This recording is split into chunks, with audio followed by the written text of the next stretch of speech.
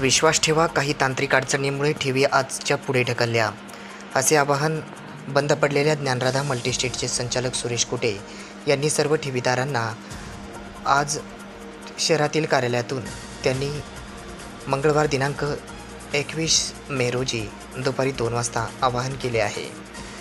आज ज्ञानराधा मल्टीस्टेटच्या बंद पडलेल्या या ज्ञानराधा मल्टीस्टेटच्या ठेवीदारांना ठेवी देण्याचे निश्चित करण्यात आले होते.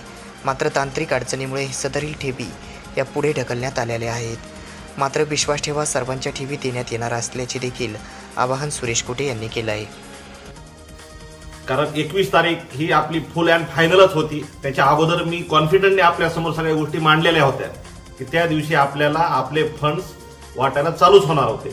की फक्त टेक्निकल काही इन्सिडेंट घडल्यामुळं की जे आपल्या माध्यमातून ज्या गोष्टी घडल्या की ज्याच्यामुळं लिगल कंप्लायन्सेसचा पार्ट थोडा वाढला की जेणेमुळं तो डिले होत गेला आणि त्या डिलेच्या माध्यमातून आपली ही तारीख पुढे पोस्टपोन झाली.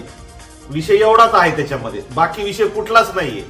कारण जो बीजीचा विषय होता तो कंप्लायन्सेस कंप्लीट केला, त्याच्यामध्ये पण आम्ही तुम्हाला जे वर्बेज या सगळ्या गोष्टी ओपन दाखवल्या, त्याच्यामध्ये पण बऱ्याचशा कस्टमरनी त्या बँकरला मेल गेल्यामुळे तिथंही आमचे 4 दिवस होल्ड लागला होता, पण ते आम्ही कव्हर अप केलं. म्हणून हँड टू माउथ मध्ये आम्ही या 21 तारखेपर्यंत आलो होतो, पण तोही आम्ही कव्हर केला. कारण सर्वजण ताबडतोब ऍक्शन घेऊन पुढे मेल करतात, तोही आम्ही थांबवला.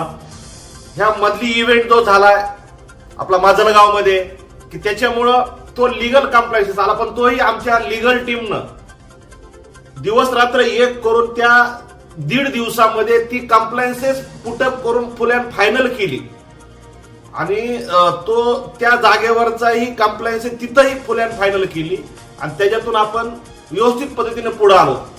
आणि बीजीमुळं आरबीआय कडून जो फंड रिफ्लेक्ट करायचा आहे तो पुढे गेलेला आहे. ती प्रोसेस संपली. आता ती प्रोसेस संपल्यामुळं ते खाली लोकल ऑथॉरिटीकडे आलं आणि हा लिगल आल्याबरोबर अगोदर लिगल कम्प्लायन्सेस पाहिले जातात आणि ते त्यांनी बघितल्यानंतर ही ऑनलाईन कम्प्लायन्सेस दिसल्यामुळं पटपट त्या सगळ्या गोष्टी पुढे आली. पण त्या सगळ्या गोष्टी आम्ही पूर्ण फायनल केलेल्या आहेत. येणाऱ्या काही दिवसामध्ये पेमेंट रिफ्लेक्ट होऊन आपल्याला वाटपही चालू होईल. ब्रँचेस चालू केलेल्या आहेत. ब्रँचेसला आपण सहकार्य करा. आपल्या एफडी रिन्युअल असतील, बाकीच्या गोष्टी असतील त्या तुम्ही चालू करा. अशा प्रकारे सर्वांना ठेवी मिळणार आहे, असे बंद पडलेल्या ज्ञानराधा मल्टीस्टेटचे संचालक सुरेश कुटे यांनी आवाहन केलं आहे.